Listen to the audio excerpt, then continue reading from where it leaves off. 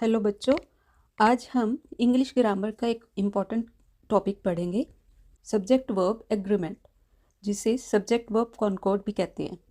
इसका मतलब है the subject and verb in a sentence must match in number and person. मतलब singular subject के साथ सिंगुलर वर्ब आता है, जैसे he plays cricket. He singular subject है तो प्लेज सिंगुलर वर्ब है, तो मतलब सिंगुलर सब्जेक्ट के साथ सिंगुलर वर्ब आता है। और प्लूरल सब्जेक्ट के साथ प्लूरल वर्ब आता है, जैसे दे प्ले क्रिकेट। बेटा, सब्जेक्ट वर्ब एग्रीमेंट के लिए आपको कुछ रूल्स फॉलो करने पड़ते हैं और वो रूल्स आपको माइंड में रखने होते हैं। ये रूल्स क्या हैं मैं आपको बताती हूँ। सबसे पहले देखो, ये तो आपको बता ही दिया, सिंगुलर सब्जेक्ट है तो सिंगुलर वर्ब होगा और प्लूरल सब्जेक्ट है तो प्लूरल वर्ब होता है। लेकिन अगर कुछ वर्ड्स आ जाते हैं सब्जेक्ट और वर्ब के बीच में, sometimes words between subject and verb, या फिर कोई फ्रेजेस आ जाते हैं बिटवीन सब्जेक्ट एंड वर्ब, तो क्या करना है आपको, उनको इग्नोर कर देना है। जस्ट आपने अब जो आपका सब्जेक्ट है उस पर फोकस करना है। जैसे the bouquet of flowers is beautiful. यहाँ पे क्या है, बुके क्या है, ये सब्जेक्ट है, फ्लावर्स नहीं है। ठीक है, तो आपको इस बात का ध्यान रखना है कि जो words between subject and verb होते हैं उनको इग्नोर करना है। मीन्स आपको सब्जेक्ट पे फोकस करना है। यहाँ पे बुके हमारा सब्जेक्ट है, इसीलिए इज़ यूज़ हुआ है। नेक्स्ट क्या है, अगर सब्जेक्ट जो है एंड से ज्वाइन होते हैं, when two subjects are joined by and, the verb is plural. For example, Ravi and Sita are friends. तो दोनों अलग अलग हैं, रवि एंड सीता, तो प्लूरल हो गए, इसीलिए आर यूज हुआ। However, if the subjects refer to one entity, use a singular verb.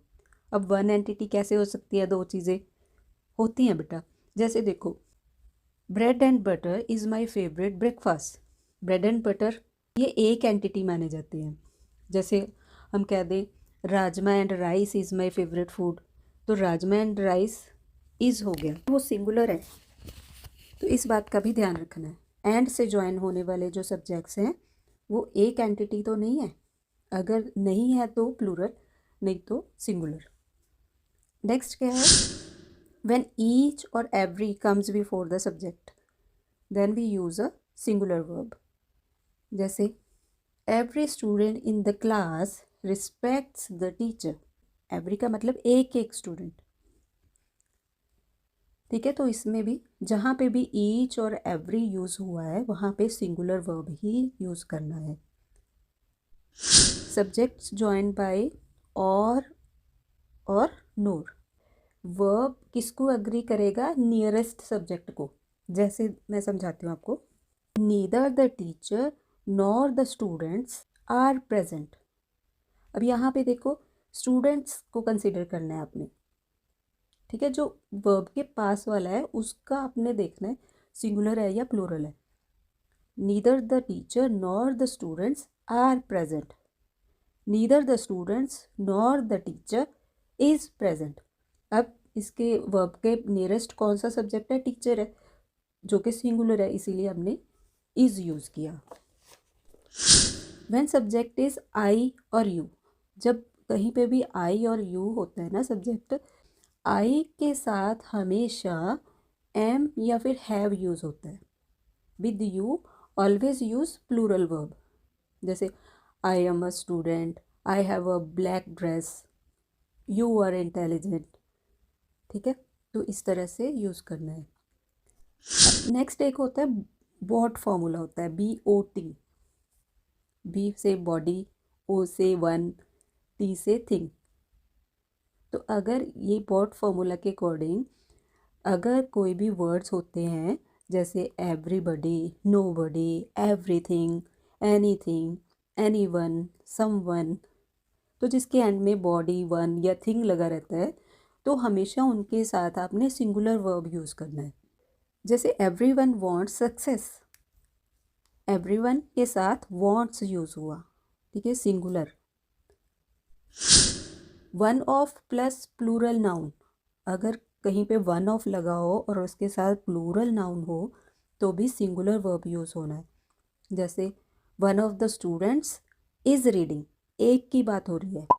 अगर कहीं पे शूज़, पैंट्स, ग्लासेस, ट्राउजर्स ये यूज़ हो तो प्लूरल वर्ब यूज़ होगा। लेकिन अगर इनके साथ अ पेयर ऑफ लगा हो, इनके पहले जैसे अ पेयर ऑफ शूज़, तो सिंगुलर। अगर कहीं पे कलेक्टिव नाउन हो तो सिंगुलर ही यूज़ होगा। जैसे a group of students was playing, group की बात की गई है, एक ग्रुप है। एब्स्ट्रैक्ट नाउन है और या फिर अनकाउंटेबल नाउन है तो वहाँ पे सिंगुलर वर्ब यूज़ होगा। जैसे honesty is the best policy. अगर कहीं पे टाइम, डिस्टेंस से या सम ऑफ मनी दिया हो वहाँ पे सिंगुलर वर्ब यूज़ होगा। जैसे 139 kilometres is too long to travel, यहाँ पे डिस्टेंस की बात की गई है। 10 years is not a long period, ठीक है, तो यहाँ पे भी सिंगुलर यूज़ होगा। कहीं पे भी द नंबर से शुरू होता है sentence, singular verb. A number से स्टार्ट होता है, प्लूरल वर्ब। और अगर ये फ्रेजेस यूज़ हो जैसे as well as, along with, together with, in addition to, besides, तो अकॉर्डिंग टू फर्स्ट सब्जेक्ट जो भी पहले है, जैसे Sita as well as her brothers is playing, तो अपने फर्स्ट वाले सब्जेक्ट को देखना है अगर ये वाले फ्रेजेस साथ में यूज़ हुए हैं तो। Now let's try a few sentences together. Fill in the blanks with the correct form of verb. One of the students is or are absent today, तो क्या आएगा यहाँ? One of the student, one के साथ plural लगा है तो is आएगा। नेक्स्ट, इधर माई पेरेंट्स और my brother dash coming to pick me up, इधर और लगा है, क्या यूज़ होगा? सिंगुलर, सो इज लगेगा। The list of items dash on the table, list of items collective noun हो गया तो इसीलिए इज लगेगा। Each of players dash given a medal, तो ईच यूज़ हुआ है, सिंगुलर यूज़ होगा यानी कि वॉज लगेगा। She dash to sing, she singular है तो इसके साथ सिंगुलर यूज़ होगा जैसे लाइक। तो बच्चों पहले हमेशा ये पहचाने कि सब्जेक्ट सिंगुलर है या प्लूरल, तभी वर्ब डिसाइड करें। याद रखें वर्ब सब्जेक्ट के अकॉर्डिंग होनी चाहिए। इन रूल्स को ध्यान में रखें और प्रैक्टिस करें तो यह टॉपिक बहुत आसान हो जाएगा। अगली बार और भी इंटरेस्टिंग टॉपिक के साथ मिलेंगे, तब तक कीप प्रैक्टिसिंग। Thank you.